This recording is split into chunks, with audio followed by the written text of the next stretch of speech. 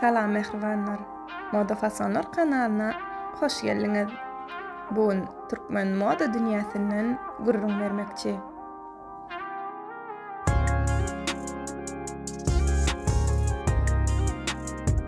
Uzun köynekler resmi toy davaralar üçün amatly.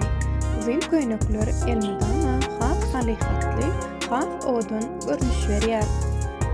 Orta boy köynekler has yeňil we günlük davaralar üçün amatly.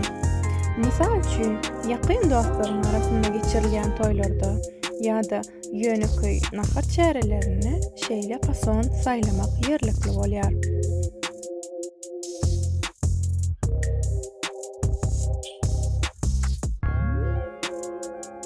Yeňlerin we bellik ýeriniň aýratyn bedegleri köynegi has aýratyn edýär. Käwagt bir kiçijik detal, ýagny güllü dantel ýa-da altyn renkli guşak tutuş keşfimizi ütgödüp biler.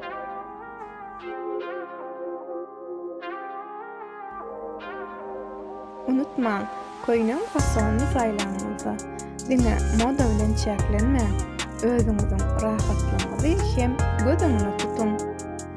Çünki toy dawarasy bir näçe sagat dowam edýär we siz şol wagtyň hemmesini özüňizi rahat duýmaly.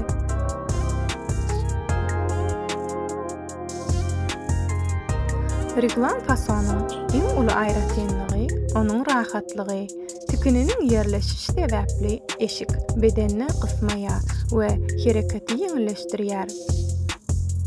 Bu sebäpli sport eşikleriniň köpüsine reglan fason saýlanýar.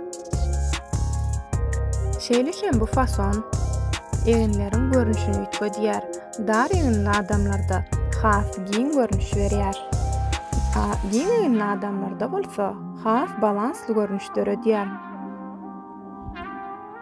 Bu diňe sport stili bilen çäklenmeýär.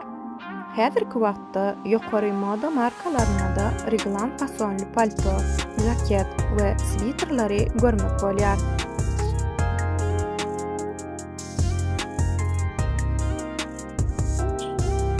Reglan fason diňe bir erkekler üçin däl, eýsem aýal we çaga eşiklerine hem giňden ulanylýar.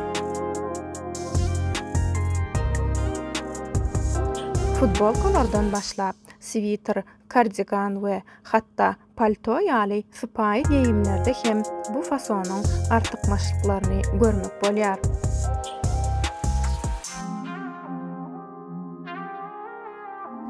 Mehribanlar, bu videony halan bolsaňyz kanala agza bolup like düwmesine basmany ýatdan çykarma.